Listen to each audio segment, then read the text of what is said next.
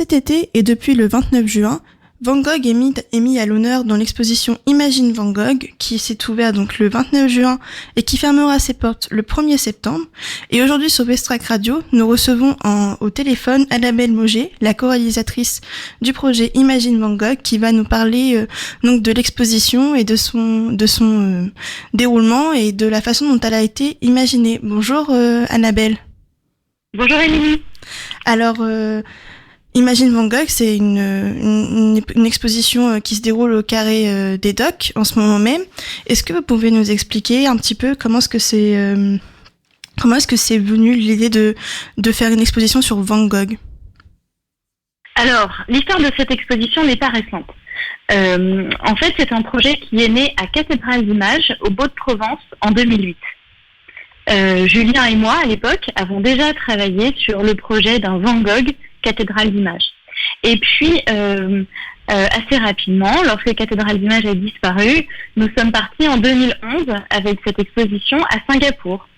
Et elle a quitté son nid, Cathédrale d'Images, donc pour devenir une exposition itinérante, qui, par exemple, est également arrivée à la Grande Halle de la Villette à Paris, et puis aujourd'hui au Dock, au Havre. D'accord, donc c'est une exposition qui est mûrie depuis très longtemps, j'imagine. Oui, c'est une exposition qui a évolué aussi.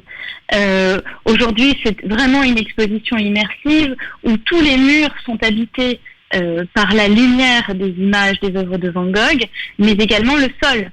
Et ça, c'est une grande nouveauté d'avoir un sol intégral comme ça, totalement immersif. Et je dois vous avouer qu'à chaque fois que je retourne au Havre pour répondre à des interviews, je suis très très heureuse et surprise de voir par exemple tous ces enfants qui utilisent l'image projetée au sol comme une marelle. Effectivement, c'est une exposition très immersive. J'ai eu l'occasion d'y aller pour voir un peu comment est-ce que c'était, et l'odeur de la peinture associée au son, à l'image, c'est quelque chose d'assez complet. Pourquoi avoir choisi d'en faire une exposition immersive ? Parce que l'œuvre de Van Gogh se prête parfaitement en fait à la projection gigantesque. Lorsque vous regardez l'œuvre de Vincent, vous avez d'une part cet empattement quand vous la regardez de près, qui est souvent d'une rare violence. Ce sont des traits très droits, très hachés. Et lorsque vous prenez un minimum de distance, en fait, par rapport à cette œuvre, vous vous rendez compte qu'au contraire, tout est courbé, rien n'est droit. Donc, vous avez vraiment ce sentiment double, de près d'une œuvre assez violente et de loin d'une œuvre d'une douceur incroyable. Donc c'était très intéressant de pouvoir rentrer dans cette œuvre. Après, il faut se dire également que la plupart des œuvres de Van Gogh, en largeur, grand maximum, mesurent 80 cm. Là, aujourd'hui, dites-vous que le moindre détail de cette œuvre, qui peut mesurer par exemple 4 cm, va se retrouver sur une hauteur de 10 à 12 mètres de haut. Donc c'est vraiment une rare possibilité de pouvoir rentrer véritablement dans cette œuvre et de redécouvrir les détails des œuvres de Van Gogh. D'ailleurs, en parlant des œuvres, comment est-ce que vous avez fait la sélection de celles qui sont projetées ? On peut voir La Nuit étoilée, donc c'est un tableau emblématique, mais comment vous avez choisi les autres ? Alors, en fait, vous vous situez sur les 2 dernières années de la vie de Van Gogh. Lorsqu'il arrive en Arles, Vincent Van Gogh, bien évidemment, écrit à son frère en lui parlant de cette lumière exceptionnelle que l'on peut trouver en Provence. Il a continué de la même manière quelques mois plus tard à Saint-Rémy. Et au final, il a également suivi un peu la même démarche en arrivant les derniers mois de sa vie à Auvers-sur-Oise.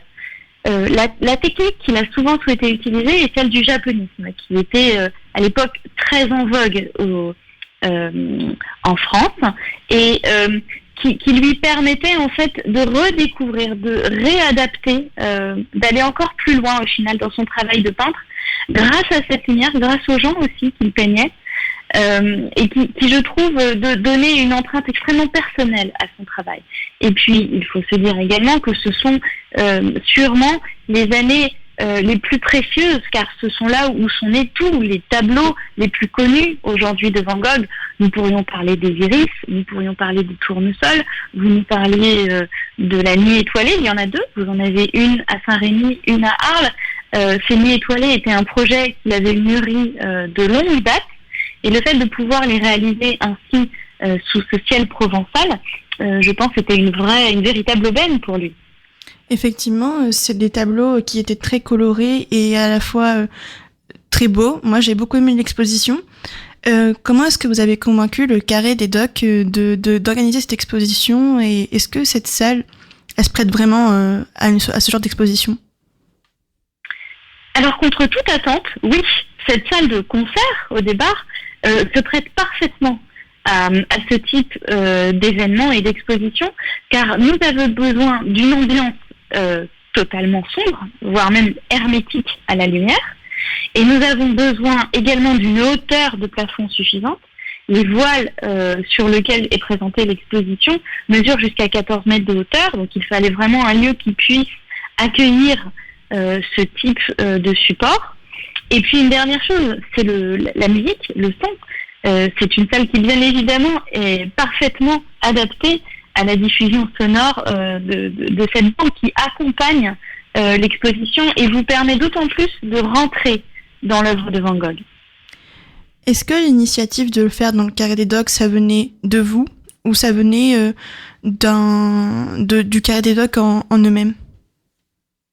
Alors, c'est mon producteur Pascal Bernardin, d'Encore Production, qui fait partie du groupe Filmalac. Et il se trouve que le Carré des Docks est une des salles qui est aujourd'hui gérée par le groupe Filmalac. Donc en fait, la transition a été très facile à faire à partir du moment où nous faisions tous partie du même groupe, puisque Imagine Van Gogh est produit par Encore Production et donc indirectement par le groupe Filmalac. Donc au final, nous restons dans la même maison, si ce n'est que je trouve que c'est une démarche assez révolutionnaire et vraiment intéressante, car la plupart de ces expositions immersives dans le monde entier, lorsque vous les regardez, elles sont souvent produites dans des grandes capitales. Et je trouve vraiment très intéressant de pouvoir enfin amener ce type d'exposition au final là où elle est née, puisque les Baux-de-Provence, c'est un tout petit village en Provence. Donc le fait de pouvoir retourner en région et de pouvoir diffuser ce type d'exposition dans des lieux qui au départ ne sont pas prédestinés à les recevoir et qui en même temps peuvent faire découvrir un public qui ne se déplacera pas forcément dans les grandes villes comme Paris par exemple ou Lyon, où Julien, co-réalisateur avec moi et moi habitons, je trouve que c'est une démarche très intéressante. Effectivement, c'est vraiment une chance pour le Havre en ce moment de pouvoir avoir ce genre d'exposition et donc de faire découvrir Van Gogh et l'art au Havrais. Est-ce que ça aura vocation à partir, à voyager dans la France? Écoutez, je l'espère. Je ne peux pas vous répondre actuellement, je ne peux pas m'avancer. Il faudrait plutôt poser la question à mon producteur, mais pour ma part, c'est vraiment une démarche que je souhaite renouveler. D'une part en Normandie, avec d'autres expositions, d'autres thématiques, mais également dans d'autres régions de France, en effet. Eh bien, merci pour toutes ces réponses et pour les éclaircissements que vous avez apportés sur la naissance du projet. Je pense que c'est très intéressant de voir comment une exposition de cette envergure peut naître et comment est-ce que on peut mettre à l'honneur un artiste qui en plus de son vivant n'était pas tellement reconnu. Donc merci pour vos réponses, Annabelle. Et je rappelle donc les infos. L'exposition Imagine Van Gogh a lieu en ce moment même au Carré des Docks. Elle est disponible depuis le 29 juin jusqu'au 1er septembre. Donc n'hésitez pas à aller faire un tour. Les tarifs sont aux alentours de 10 € pour tout le monde. Il me semble que le tarif normal est de 13 € et que vous avez le droit ensuite à des réductions selon votre situation, mais voilà, c'est autour de 13 €. Il me semble que c'est gratuit pour les enfants, donc n'hésitez pas à y aller en famille. Il y a des tarifs de groupe, des tarifs pour les familles justement, et c'est une exposition très immersive justement, c'est très sensoriel, c'est très visuel, et là vous pourrez vraiment redécouvrir les œuvres de Van Gogh. Merci beaucoup Annabelle. Merci Émilie, bonne journée.